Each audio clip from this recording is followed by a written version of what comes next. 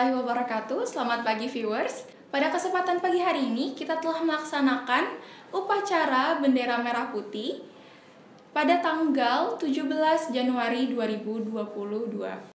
Nah, kita telah bersama dengan Bapak Kombes Pol Almas B.A. Rasuli dari BNN RI selaku Komite MAN 22 Jakarta.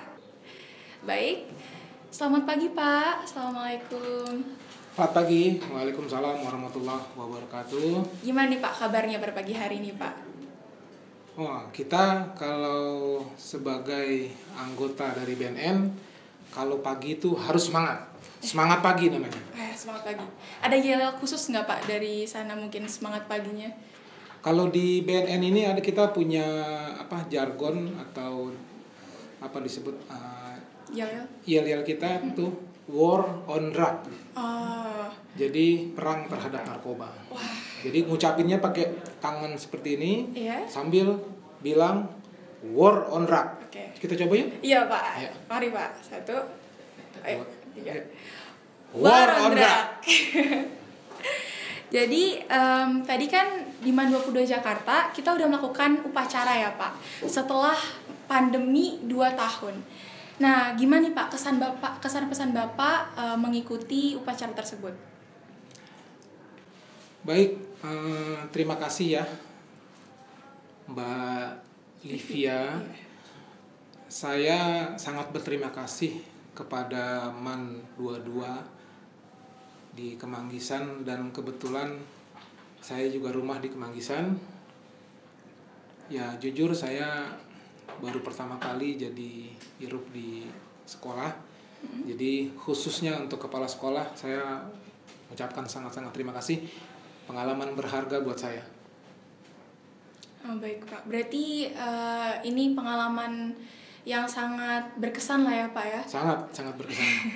Tapi tadi bagus kan ya Pak para petugasnya dari acara-acaranya? Alhamdulillah. Alhamdulillah sangat bagus. Tapi yang namanya kesempurnaan cuma milik Allah ya. Iya. Artinya adalah sedikit-sedikit nanti kalau boleh memang nanti saya akan coba yang informasi ke kepala sekolah agar perangkat-perangkat di upacara itu lebih baik. Bukan sekarang nggak baik, sekarang baik, nanti akan lebih baik. Mantap Pak. Jadi langsung saran dari Bapak Kombes sendiri ya Pak ya? Ya. Baik. Nah, sekarang kita langsung beralih ke topik utama aja nih Pak yang bakal kita bahas, yaitu adalah bahaya narkoba. Ya. Nah, saya selaku pelajar di sini pengen tahu nih Pak lebih dalam mengenai apa sih bahaya dari narkoba itu sendiri Pak? Kalau Mbak Livia dengan sekolah ini mau tahu lebih dalam, bisa membaca di internet banyak ya. Undang-Undang 35, Undang-Undang Nomor 35 Tahun 2009 tentang narkotika dan prekursor narkotika. Jadi semua sudah pasti tahu dari kalangan manapun, termasuk kalangan pelajar ya. Pelajar di MAN 22 ini dari mulai kelas 10 sampai kelas 12 pasti sudah tahu bahayanya narkoba, yaitu bisa merusak saraf-saraf di tubuh kita ini, terutama saraf di otak, karena akan membuat ketagihan. Kalau tidak menggunakan, dia akan menurut si pemakai ini dia sengsara banget kalau dia nggak memakai narkoba. Jadi ya untuk apa kita pakai narkoba kalau hanya membuat sengsara dan membuat kita jadi menurun, segala sesuatunya menurun, baik kesehatan maupun intelijen kita ya kepintaran kita pasti turun. Jadi narkoba ini nggak bagus untuk dilakukan karena emang hal buruk, ngapain diterusin gitu ya Pak? Pasti narkoba ini sangat jelek. Tapi jangan salah juga, ada juga emang yang digunakan untuk kesehatan. Tetapi sudah diawasi oleh yang berwenang ya, artinya Kementerian Kesehatan, kemudian dokter-dokter. Nah, jadi yang untuk obat bius itu adalah narkoba juga. Oh, tapi digunakan dengan benar dan diawasi oleh yang ahli, yaitu dokter, juga diawasi oleh peraturan.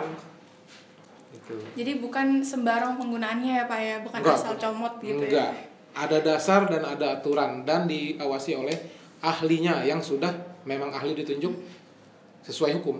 Berarti pengguna narkoba yang salah itu adalah pengguna yang sembarang dan nggak tahu atau nggak ada orang ahli yang ngawasin dan peraturannya nggak ada juga ya Pak? Kalau untuk penyalahgunaan nggak mungkin diawasin, Iya. pasti dia ngumpet-ngumpet. Iya, Kalau benar. diawasin berarti ya bakalan ditangkap dong karena melanggar hukum. Iya. Nah, saya pengen tahu juga nih Pak, untuk di lingkungan sekolah sendiri, faktor-faktor apa aja sih yang ngebuat para siswa ini bisa masuk ke dalam lingkungan yang pada pengguna narkotik Pak? Yang pasti lingkungan. Lingkungan. Jadi saya berharap ya, saya nih dari BNN dan kebetulan juga alhamdulillah anak saya juga jadi kelas 11 di sini. Ah iya. Ya. Jadi sangat berharap sama rekan-rekan, saya bilangnya rekan-rekan ya, sama anak-anak saya nih murid-murid MAN 22 ya jauhilah itu yang namanya narkoba karena jelek sekali. Jadi yang mengakibatkan atau yang menyebabkan ya, itu ya pertama lingkungan, yang kedua coba-coba. Itu tadi saya bilang di upacara tadi, jangan coba sekali-sekali, jangan sama sekali, jangan sekali coba-coba. Kemudian setelah lingkungan coba-coba juga ini ceritanya anak gaul. Nah, itu kadang-kadang murid-murid pelajar ini atau di pelajar pada umumnya lah ya, SMP, SMA, bahkan SD juga udah ada. Oh iya Pak. Katanya bergaul. Kalau nggak pakai narkoba, nggak gaul. Nah, itu salah ya. Kalau boleh saya tekankan, bukan saya sarankan lagi nih, saya tekankan sebagai aparat penegak hukum, juga polisi yang bergerak di bidang bahaya narkoba, ya jangan sekali untuk mencoba atau bahkan ya jangankan mencoba ya, jangankan mengedarkan, mencoba aja jangan. Kalau sampai mencoba atau mengedarkan di sekolah ini di MAN 22, saya akan turun tangan secara tegas. Iya, langsung dari Bapak sendiri ya Pak? Saya yang sendiri yang akan melakukan tindakan tegas. Nah Pak, banyaknya artis yang terlibat narkoba nih Pak. Kita beralih dari para pelajar ya Pak. Nah kenapa sih bisa seperti itu Pak? Kenapa para artis ini gampang sekali atau mudah sekali terkena narkotik Pak?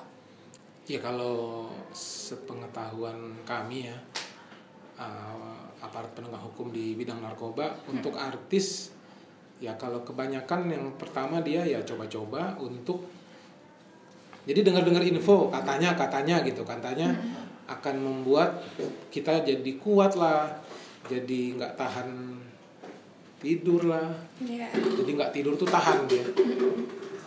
Mungkin seperti itu awalnya, dikarenakan dia memang seorang artis ini bekerjanya kan nggak kenal waktu. Kadang syuting atau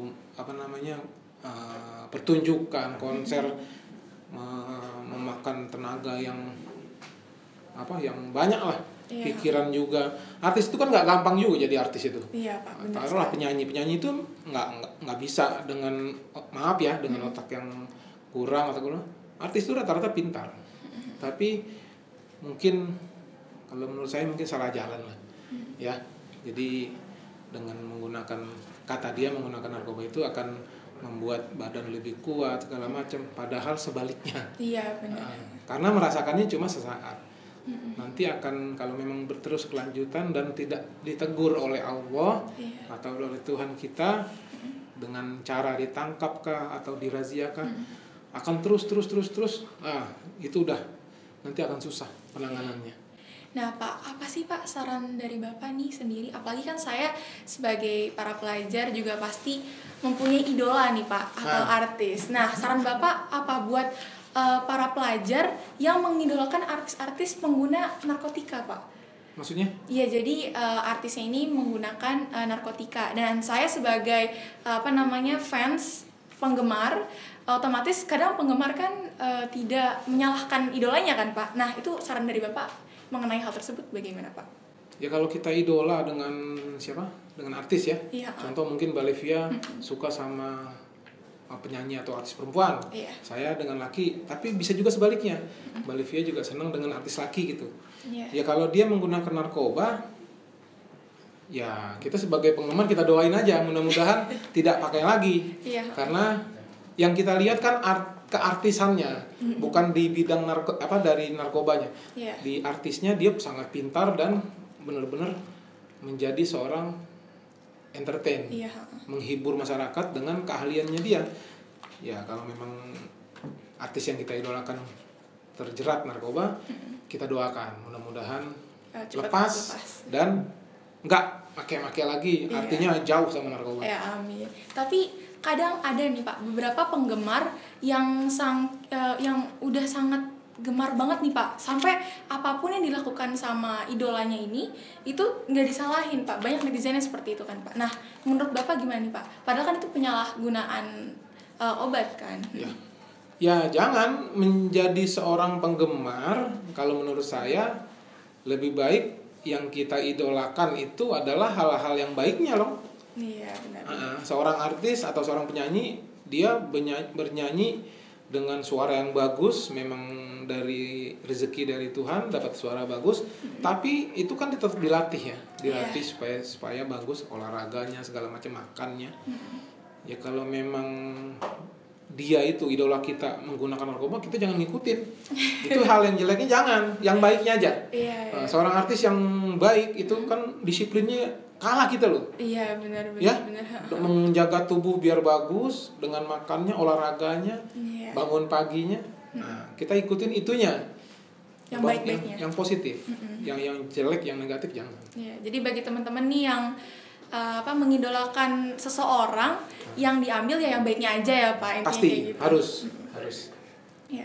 Nah sekarang kita beralih nih Pak, kan tadi kan kita membahas tentang bagaimana di sisi kita yang bukan pecandunya, tapi kalau kita nih yang pecandunya, gimana sih Pak cara untuk biar kita nggak kecanduan lagi, biar sudah bisa lepas dari obat narkotika sendiri, bagaimana Pak cara penanganannya? Jadi kita bahas sekarang ini seorang pecandu. Iya. Supaya lepas. Iya Pak, benar. Yang pasti, yang pertama menurut saya adalah bukan kita munafik atau gimana. Jadi kalau ada apa-apa baru kita lari ke Tuhan, ke Allah, Tuhan kita ya. Baru sadar lah, gitu ya.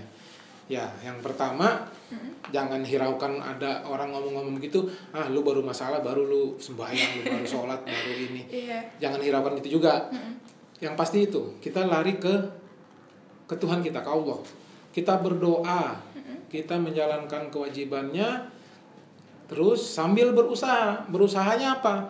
Berusahanya kita konsultasi dengan pihak penegak hukum, yaitu BNN.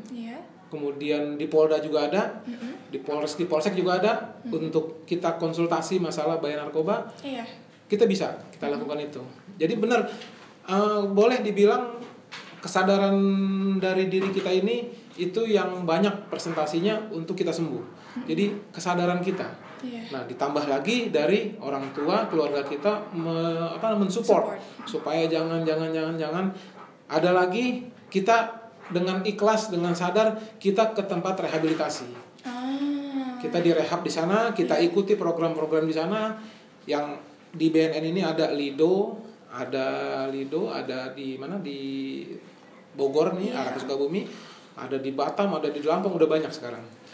Nah, secara sadar, ikhlas kita merehabkan diri kita kalau kita sudah jadi pecandu. Insya Allah, nah itu bisa. Yang terakhir, tinggalkan komunitas kita. Kalau kita punya komunitas pemakai narkoba ya, kita harus rela ninggalin mereka. Kalau mereka marah, bodo amat, kita tinggalin. Karena lingkungan berpengaruh ya Pak ya? Sangat. Iya. Sangat berpengaruh. Nah, tapi pasti sebagai pecandu narkoba nih Pak, kita pasti khawatir dong, takut mau lapor ke Polda, ke BNN tentang kita sebagai pecandu narkoba. Nah, saya ingin tanya Pak, kalau semisal pecandu narkoba nih, dia lapor ke BNN, saya pecandu narkoba nih Pak, apa bakal ditangkap atau gimana ya Pak? Justru itu yang diharapkan. Iya. Dengan tadi saya bilang, dengan kesadaran, dengan keikhlasan sendiri, mendaftarkan atau pertama konsultasi dulu lah. Dalam rangka untuk mau direhab. Nanti kan di petugas-petugas yang ahli juga akan mengerti bahwa ini baru cuma sekali make, 2 kali make, mungkin dengan konsultasi aja bisa. Kalau ini udah harus di tempat rehabilitasi gitu.